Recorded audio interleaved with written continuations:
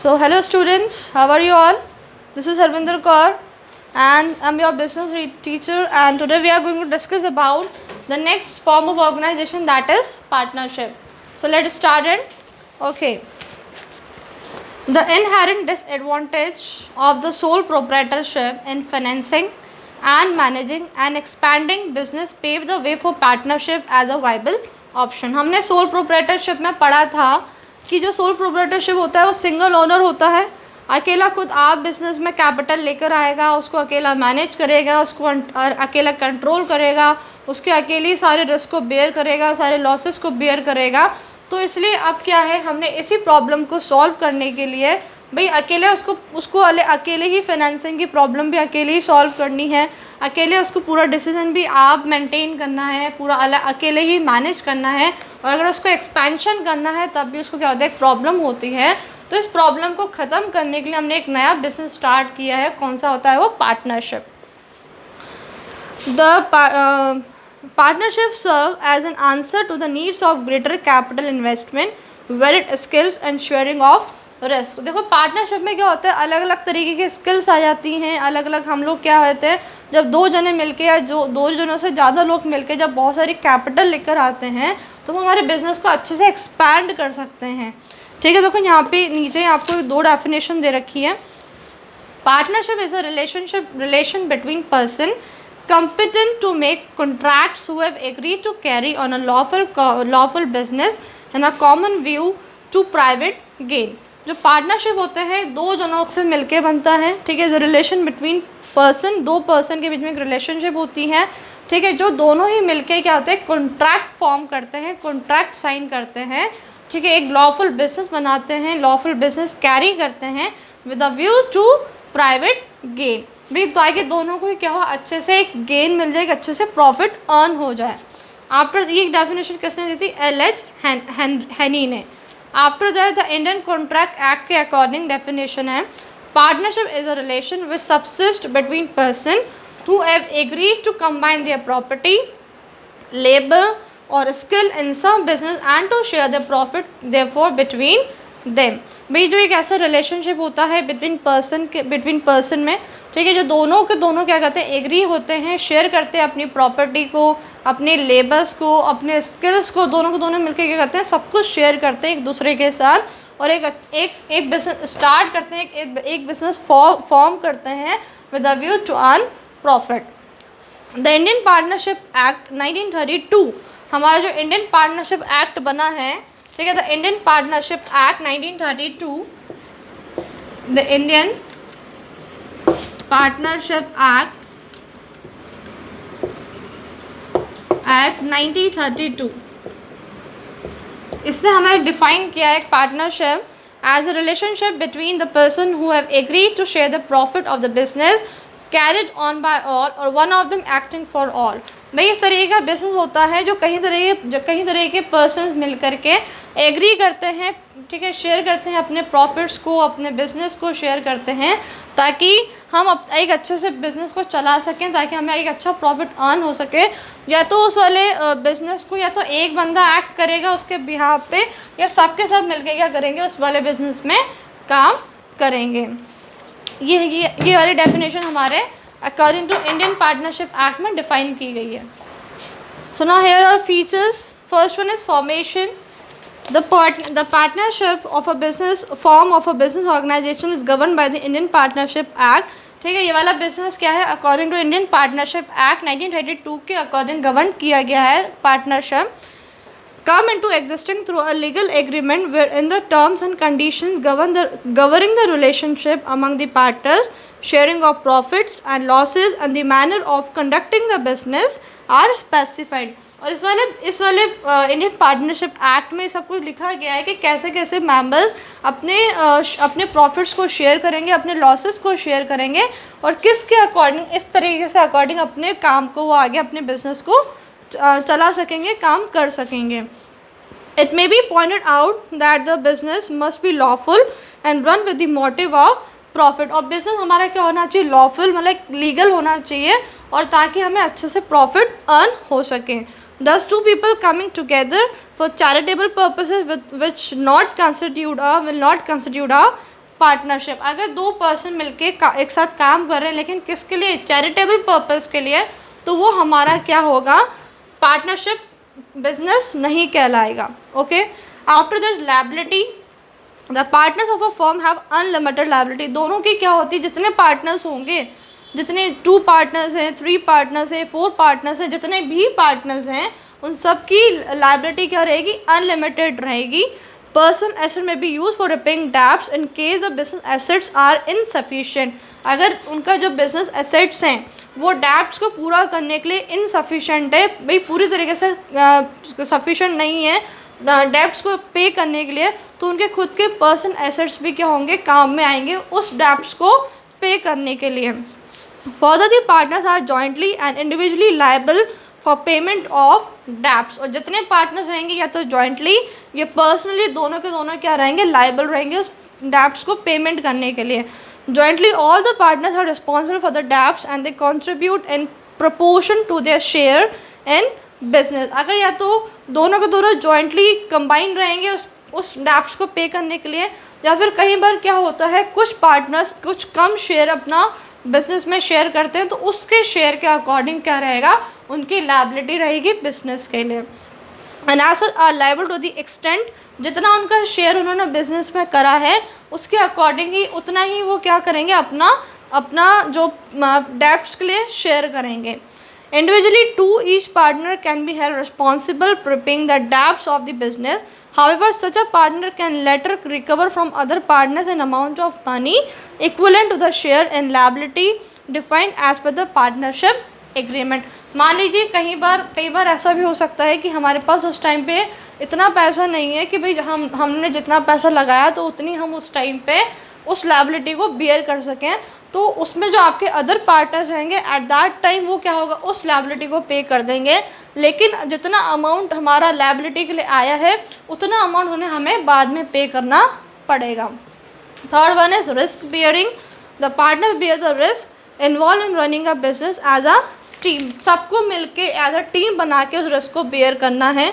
The reward come in the form of profit which are shared by the partners in an agreed ratio.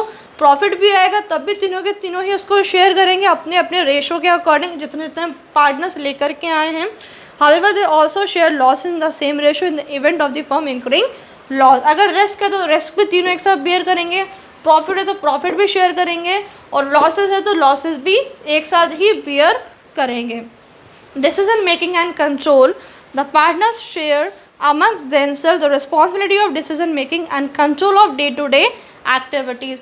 भाई decision भी एक साथ अपना पूरा का सारा मतलब मैनेज करेंगे, पूरा का पूरा डिसीजन तीनों मिलके बनाएंगे और मेक करेंगे।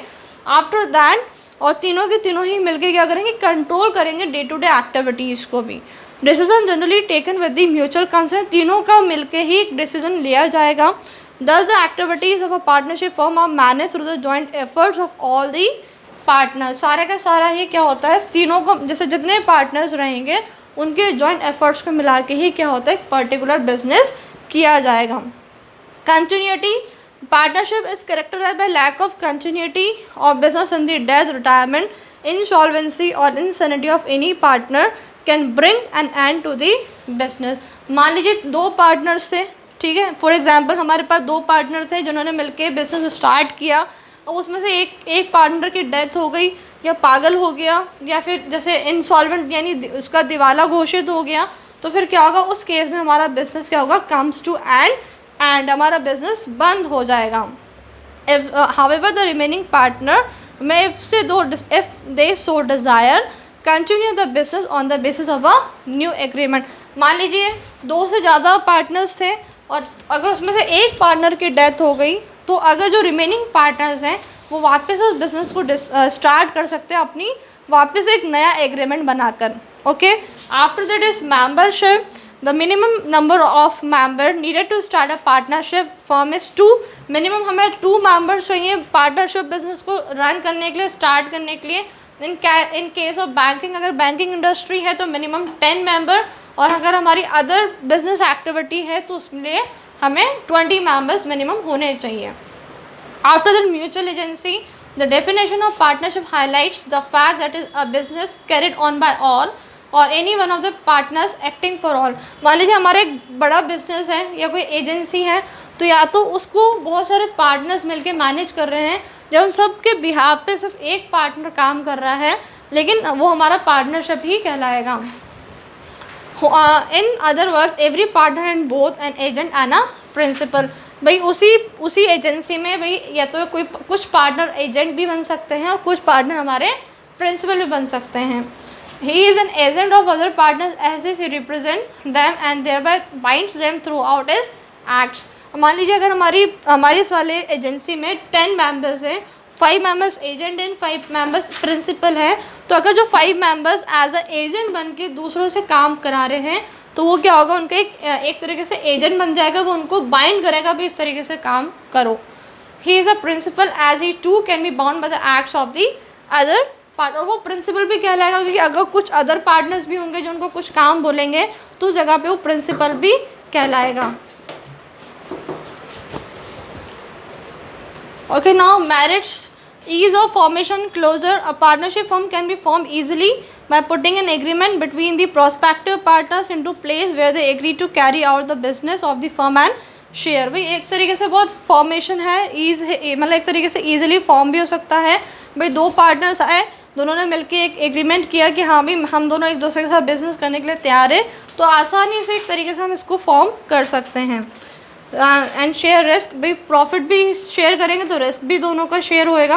There is no compulsion with respect to registration of the firm. यहाँ पे कोई कंपल्सरी नहीं है कि आपको रजिस्ट्रेशन करवाना ज़रूरी नहीं है। Closure of the business, too is an easy task. उस जैसे फॉर्म किया है वैसे ईजिली तरीके से आप इसको क्लोज भी कर सकते हैं। After the balance decision making, the partners can oversee different function according to their areas of expertise. मान लीजिए 2 पार्टनर्स हैं और दोनों अलग अलग चीज़ों में एक्सपर्टाइज हैं, तो दोनों अपनी अपनी स्किल्स के अकॉर्डिंग उस बिजनेस को मैनेज कर सकते हैं।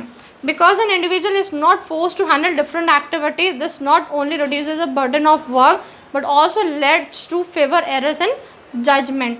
भाई हमारी ऐसे ज़रूरी नहीं कि एक अकेला बंदा उस पूरी बर्डन को अपने अकेला झेलता रहे, पूरी एक्टिविटीज़ को अकेला झेल नहीं सकता। इसलिए क्या होता है, हम अपनी एक्टिविटीज़ को, अपने प्रेशर को हम क्या करते हैं, थोड़ा सा शेयर कर देते हैं, ताकि हमारा जो लोड होता है बिजनेस का वो थोड़ा कम हो जाता है। As a consequence decision are likely to be more balance. इससे क्या होता है, हमारा जो एक बिजनेस होता है मैनेज होकर चलता है, बैलेंस्ड हो जाता है।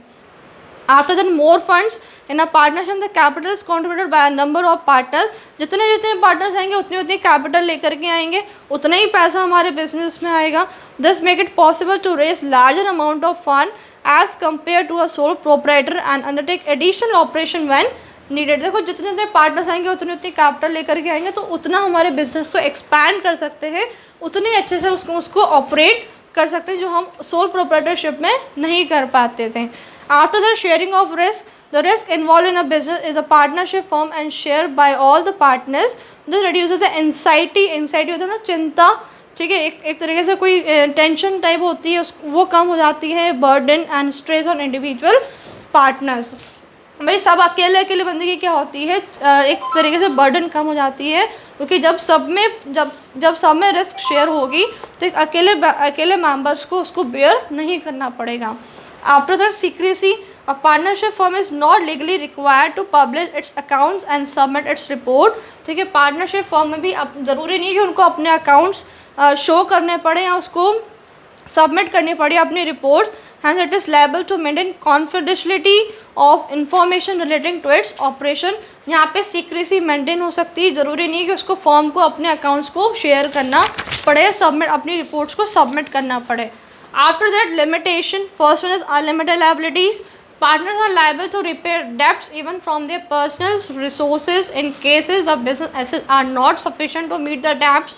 सब में हमने पढ़ा है, अगर आपके जो बिजनेस का एसेट्स है वो इनसफिशिएंट हो जाता है आपके डेब्ट्स को पे करने के लिए, तो हर एक पार्टनर का पर्सनल एसेट भी यूज़ में आएगा उसको डेब्ट्स को पे करने के लिए। The liability of partner is both joint and several which may prove to be a drawback for those partners who have greater personal wealth. They will have to repay the entire debt in case the other partner are unable to do so।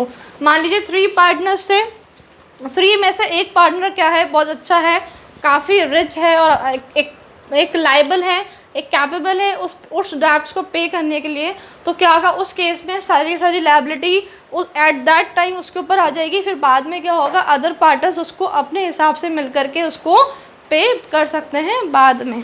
After the limited resources there's a restriction on the number of partners and hence contribution in terms of capital investment is usually not sufficient to support large scale business operation।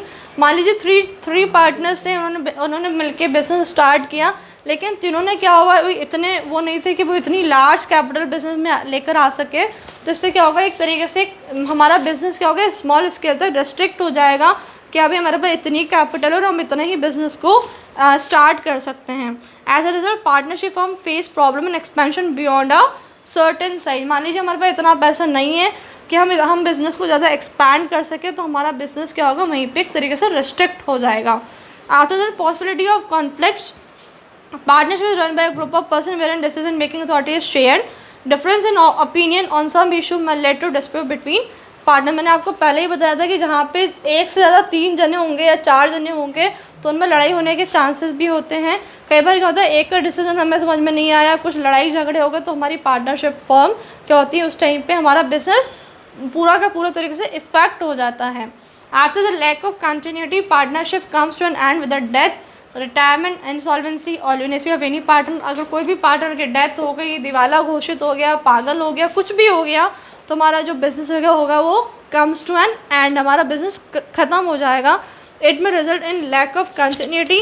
However the remaining partners can enter into a fresh agreement and continue to run the business. उसके जो other partners हैं वो नए agreement में आ सकते हैं, नए agreement करा सकते हैं और एक नए तरीके से पार्टनरशिप फॉर्म को फॉर्म कर सकते हैं। The last one is lack of public confidence. Partnership firm is not legally required to publish its financial report or make other related information public। यहाँ पे कोई पार्टनरशिप के ऊपर कोई ज़बरदस्ती नहीं है, एक तरीके से फोर्स नहीं है कि उनको अपना लीगली अपने सारे रिपोर्ट्स को सबमिट करना पड़ेगा, ठीक है। And it therefore difficult for any member of the public to ascertain the true financial status of a partnership firm. जब तक हमारे रिपोर्ट्स एक तरीके से पब्लिक में शेयर नहीं होंगे, सबमिट नहीं होंगे, तो हमारी पार्टनरशिप की जितनी जो स्टेटस है हमारे पार्टनरशिप फर्म का वो लोगों तक पता नहीं लग पाएगा। And as a result the confidence of the public partnership firm is generally low. जब तक हमारा जो बिज़नेस का एक स्टेटस शो नहीं होगा तब तक हमारा पता नहीं लग सकेगा कि हमारा बिज़नेस किस पोजीशन पे चल रहा है। So that's all student, this topic is finished here and remaining types of partners we will discuss in the next lecture. Thank you.